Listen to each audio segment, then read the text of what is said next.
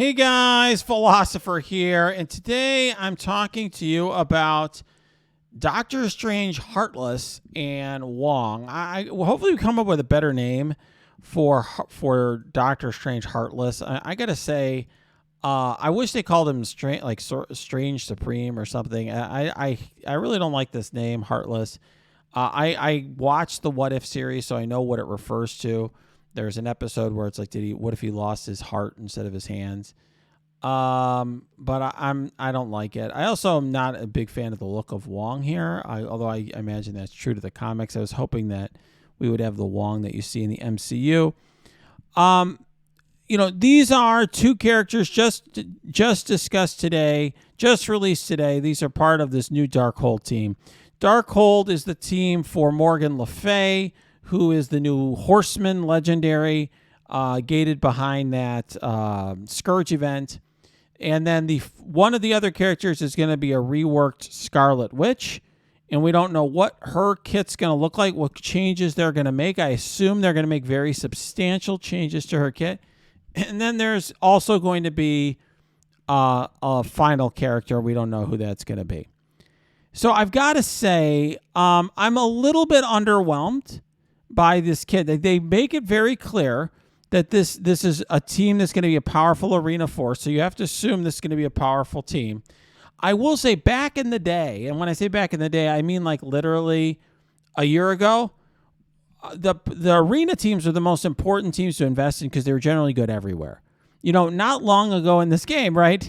You would put your gear into, it used to be Uncanny with Phoenix or Black Order, and then that team would be good everywhere, right? Even Infinity Watch is good everywhere. This team, it'll be interesting to see whether they do that, right? Ever since Eternals came in, we do have an arena tag.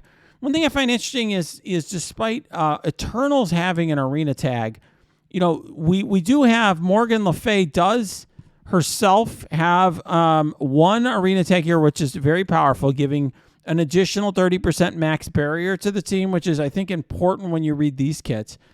We've had this out for a week now. So, most characters can only get 30% of their health as barrier. This team can get 60% in arena. I do think that's important to keep in mind when you look at these kits. But these kits have nothing specific to arena.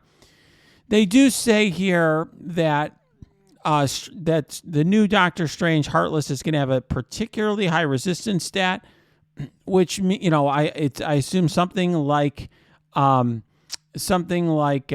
Jessica Jones has right now, where she just has an absurdly high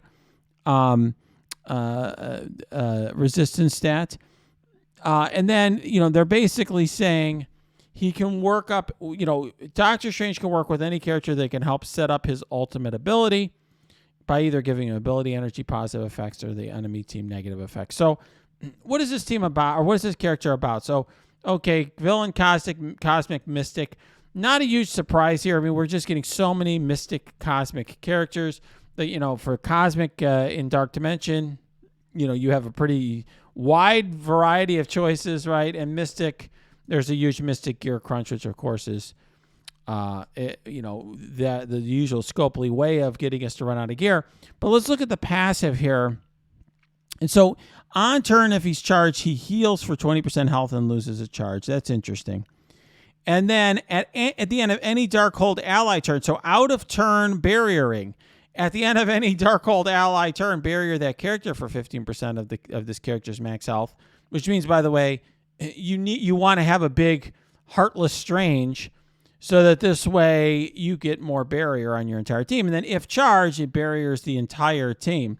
So it seems to me for this character, you really want to keep him charged, which might mean Silver Surfer may be an option to remove charges, right? The only character in the game to remove charges. I do like that mechanic on him.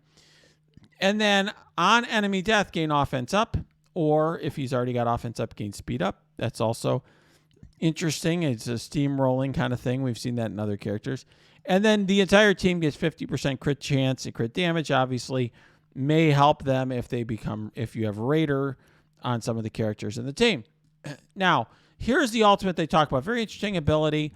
He gains 3 charges, and then he attacks all enemies for 300% damage plus 50% additional damage per positive and negative effect on self and primary target. So what you want to do, I mean, so first of all, what this means is this is an ability that does have a skill element to it, playing this team. It means you're probably going to do much better when controlled by the AI, by the player rather than the AI, because what the player is going to do is you can wait for the right moment. This is not a turn one ability. It probably turn two unless you're getting ability energy fed to you, which might happen from Scarlet Witch or the new character that's going to be the 5th character on the Darkhold team.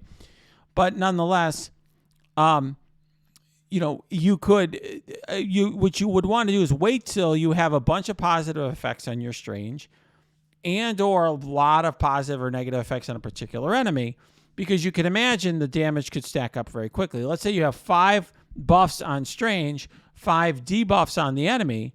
Well, that's 10 plus 50. It's 500 additional. That's 500% additional damage. So this is 800% additional damage on the entire enemy team, which is very high, assuming that he's got a high damage stack. Now, this is going to be very good against certain teams, right? Where there's a lot of teams right now that have a lot of buffs. You've got teams like Eternals constantly gaining death proof. You've got, for example, Dr. Voodoo, we know, right? He keeps getting more and more death proofs. You have, let's say, Ravagers who do, but obviously Infinity Watch as well. So a lot of teams that are going to get hit very hard by this ultimate, and it's unavoidable, so all the evades and dodges aren't going to matter as well. And of course, they're going to crit 50% crit chance and crit damage. And you can imagine if you use Raider, like if you just look at any character that's got Raider, you can see, for example, the bonuses that they get are very substantial, right? They end up getting 30% crit chance and 20% crit damage from the Raider ability. So you could imagine a lot of damage output on this character. All right. The special was what he's going to be spamming a lot, right? A lot of the time it's only he gets it on turn 1, and then it's only 3 energy cost. Copy and clear 2 positive effects from the primary target. Like I said, it's going to be setting up a combo, right? You're going to copy and clear positive effects from enemies. Maybe from 4 out of the 5 enemies. Keep the positive effects on the 5th one. And then you're going to prepare your ultimate and then sort of nuke everyone down. I think that's the way this is going to work. And this ability not only copies and clears, but then it attacks for 400% damage, applies slow for 2 turns, reduces speed bar by 25%. If charged, copy and clear all positive effects, which is great. You're going to, you could potentially, if you are charged, you can just strip tons and tons of positive effects. And, you get another team, by the way, with a lot of positive effects, Heroes for Hire and War. And 500% extra focus for the attack. Very nice as well. His basic, pretty amazing. This may be the best basic in the game, or very close. Attack primary and adjacent targets for 280% piercing. That is ignoring armor, and then flip 2 positive effects to negative effects. If this is the same as the ISO attack, he could also be very good as a striker. We'll have to wait and see. Very powerful ability. So an interesting character, interesting kit. How good this character is to me depends on how high his stats are. If he has massive damage, insane, stats, it's going to be a great character. If his stats are like, then I don't know. Then this is going to be something that's going to take a lot of skill to play well. One thing I will say is this team has a huge defensive component. We're going to get to Wong in a second with all the barrier and everything. And yet, this is the big nuke that we see so far. You don't really see that as much on Morgan Le Fay, although she certainly has some fantastic ability. And by the way, you could see how she would work with Strange, right? On turn 1, she could spread all negative effects. Like she puts some, she'll, let's say, gets rid of immunity on, Dormammu, applies Disrupted and Slow, and then she could just spread all these negative effects to other targets to set up a Strange ultimate, right? She's also applying Trauma and Ability Block, also negative effects, and so on. So you could imagine, you could definitely imagine some potential combination there. But he looks like the damager. He's a blaster. He looks like the damager on the team. Wong's the protector on the team. They say high health, high resistance. They claim he's extremely powerful, vital to the success of the team. We'll see. So he's a global, which is kind of interesting, Mystic Protector. One thing that really stands out here is some of the longest cooldowns in the game. And one thing I think is interesting is, the Scopely, one thing Scopely's done over time is they've tried to make it so that they have fewer characters, who are good everywhere and everything. They want us to build up more and more teams. And this is a team that, you can imagine in raids or Dark Dimension or whatever, unless he has an energy battery, this is just pretty useless. You're going to use it once and then that's it. So that's why this guy's very much an arena character, because, he is, he's going to use these two abilities once and then he's just going to sit there. So you really, in arena, that's okay because you're just trying to nuke the enemy down and be done with it. In something like raids, then, he's the guy you bring in for one node. This, you could see how this could set up strange, right? Transfer all negative effects from this character to the primary target. And then I don't know why you would need to clear all negative effects from self if you've already transferred them. I guess the idea is you're transferring and then you're clearing. So you're basically putting them from you to him. This is obviously going to help set up that strange nuke, right? So you could see now where you, on turn one, you use Wong to put all these negative effects onto one target. You use Morgan Le Fay, similar thing. She spreads and does everything. And then you have Strange using his nuke. Copy 3 positive effects from primary target to self. Flip them on the primary target. Very powerful. Attack primary target for 300% damage. Gain taunt for 2 turns. Then bury yourself for 30% of character's max health, which is only half as to the max, given that if they're in arena. And then if either Strange is an ally, they get +1 safeguard.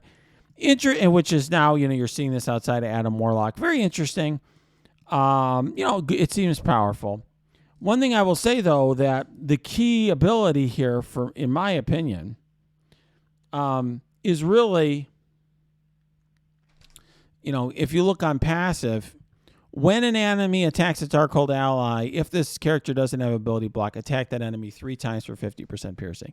So what he's going to do most of the time is just sit there and retaliate, kind of like Cull Obsidian. The fact that it's attacking 3 times is nice because you may have deflects to clear, you may have death proofs, whatever. So it's nice. Piercing's nice. It bypasses armor, and he's giving the whole team armor.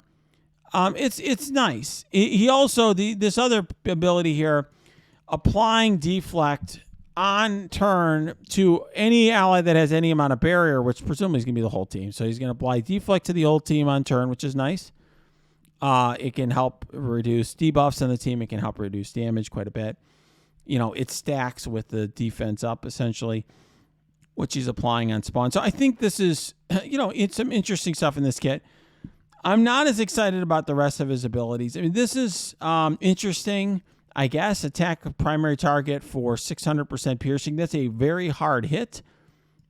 It also ignores defense up, which is nice because that's a 50% damage reduction. But it's basically just like a single target attack. Very hard hitting attack. I'm not that excited about that.